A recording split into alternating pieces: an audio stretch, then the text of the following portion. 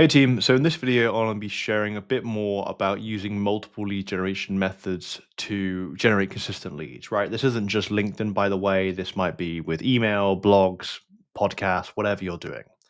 And there's a huge problem with it, in my opinion, because the thing is that, you know, if what you're doing right now at the moment, right? So let's say, for example, you are focusing on LinkedIn, right? You're focusing on LinkedIn to generate you more leads. If this isn't currently working, you shouldn't then look to do like 3 different things, right? Because I often come across coaches that are not only doing LinkedIn, but they're also doing a podcast, they're also doing email stuff, and they're also doing their own blog as well. Now, I would not, right now, it doesn't really matter what you're doing first and foremost. I would not branch out to do other different methods until you have one sort of source, if you will, that is giving you consistency, right? So, for example, for me, I use LinkedIn. I'm generating sort of like consistent bookings with LinkedIn at the moment, which is why I'm able to do, and branch out to things such as YouTube, or have a bit of an email list that's going on in the background. Because what I'm currently doing down here, or as my main thing, is working. But the problem is that if what you're doing isn't currently working, and you actually spread your attention to all of these other areas. Not to say these areas are necessarily bad, but it just takes away your energy and takes away your time and just leaves you completely spread thin in terms of what you're doing. So here's what I'd really recommend. What you really want to do instead is really focus down on one area, right? Now, chances are, if you're watching this, you're probably using LinkedIn to some degree. If you're not, then goodness knows why you're here.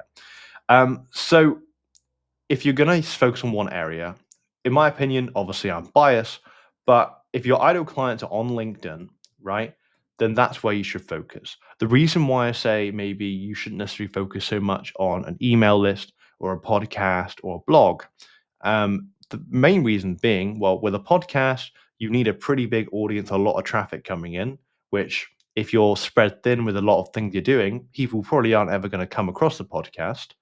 Um, in terms of like a blog, I mean, a blog's cool and all, but then again, compared to say social media platforms like LinkedIn, you might not get as much traffic, or these blogs, you're probably talking that's going to have to take quite a while to get in front of people, and so on and so forth, right?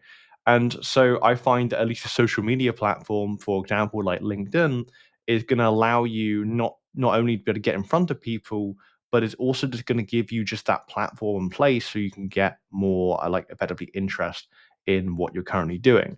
Now, does that mean that you should stop doing the podcast, that you should shut down the email list and come and annihilate the blog? Not necessarily, right?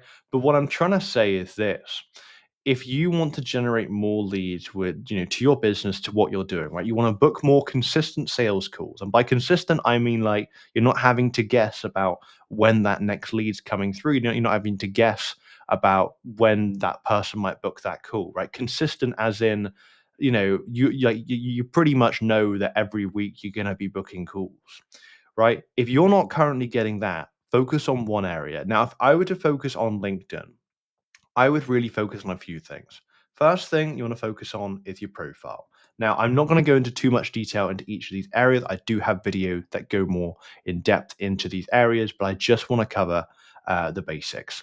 So, first and foremost, is the profile. What you want to be doing with the profile is you want to very much focus on clearly communicating who you help, what you do, and how you do it. And better than that, if you can also show the proof of it, right, the proof of the results you're getting on your profile, this is ideal.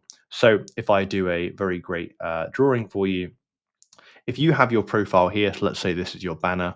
The banner, I focus on sharing the core result I get my idle clients. So for me at the moment, it's being able to generate more revenue for my idle clients. Obviously, you want to make sure you have a good profile picture. That's pretty much basic.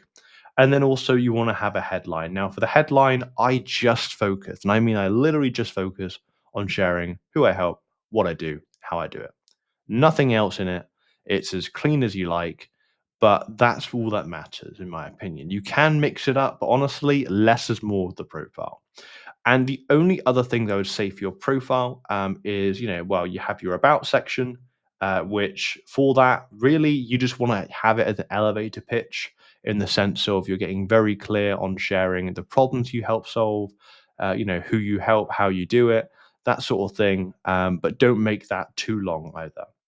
And the only other thing I'd really say with the profile is your featured section. Now, honestly, with your featured section, I focus on just showing social proof. Showing social proof, showing that what I do works. So, I mean, for example, if you go to my LinkedIn and you see my featured section, like what you'll see is that you'll see that it's got screenshots of me booking sales calls, of client wins, so on and so forth, to show proof that what I do works and that what I do actually gets people results. And that's really all that really matters from the profile. Because if you can get that sorted first, you don't need to touch the profile again, right? Perhaps other than updating your social proof. But other than that, that's pretty much that for the profile. Then what you want to focus on is obviously, you'll have your content. Now, for the content, then again, we're not trying to overcomplicate ourselves. For content, I find if you're trying to generate leads from content, this is pretty difficult, right? What I would say content is more for is that content is more for being able to actually connect with your ideal clients, right? Build trust with ideal clients. And a lot of this is going to be coming down to speaking to the pains or fears your ideal client has, right? If you can speak to the pains or fears the ideal client has, this makes it very easy. And assuming that you actually share solutions or actionable steps, this is going to help people that come across you, people that connect with you. They're going to see your content and they're going to start to build more trust with you and to know, like, and trust you, which all very much helps with getting inbound leads, but also when you reach out to people as well. Which brings me on to my last point of outreach. Now, arguably, oh, bloody hell. Outreach. There we are. Still rubbish, but whatever. So, bring me to the last point of outreach. Now, honestly, with outreach, this is where, or at least for me, where I have had the most control over like effectively over the actual calls and the sales calls that I've been booking, right? Because I know based on the amount of outreaches roughly that I'm sending and the type of people I'm speaking to, I know that I will be booking consistent calls, like roughly based on the people I'm speaking with, just because of the approach that I use. And the thing is that what's great about outreach is that if I know a rough number or rough amount of outreach I need to do to book one call, then this means that I have more predictability over my lead generation. And then, really, with outreach, all we're looking to do is connect with ideal clients. So for me, I use Sales Navigator, and then being able to actually send them a message and be able to ask a very specific question in relation to how you help people. So, for example, for me, it might be something along the lines of, how's say like LinkedIn lead generation, right?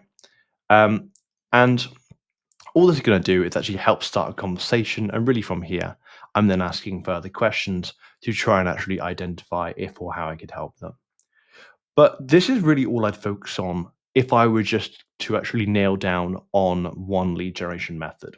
But the thing is that, this for me has been working. This has been booking me sales calls. And if you don't believe me, you can obviously see my website, my sort of featured section on LinkedIn. And honestly speaking, I don't really need to be using many other platforms. I mean, obviously, I'm sort of using YouTube. It's just something that's on the side. Yeah, I don't do a crazy amount of other things. I used to have a podcast, but pushed that away because that gave me nothing. I think I probably had a blog on my website, but that also went away as well. And I do have an email list, but there's not really many people on there at the moment because I'm not really pushing it, right? And so this is the whole point, right? It's not about having more lead gen methods. It's about having a lead gen method that works. And if you have a lead gen method that works, stick to it. If it's not LinkedIn, but you have something else that's really working, great. But at the same time, I also find there's coaches that are trying to do all sorts of things. So like LinkedIn and the blog and email and posts and stuff. They're trying to do all these different things, thinking that one of them will take off. But if you are spreading your attention everywhere, then you will get nowhere. Or at least that's just what I think, in my opinion. So really, that's all I wanted to talk about for this video, because I think if you can just focus on the few areas that matter in, one source, right? Whether it be Instagram, LinkedIn, whatever it might be, and really focusing on that, you're going to see far more results than you would spreading your attention to lots of these different other areas. Now, if you are a coach at the moment that sort of resonates with this and is in a position where you do want to make LinkedIn work for you, where you do want to get consistent leads for your business and scale, then feel free to actually go to the description and actually view my website to learn a bit more about if or how I could help you. Other than that, hope you found this video useful, and we'll chat to you soon.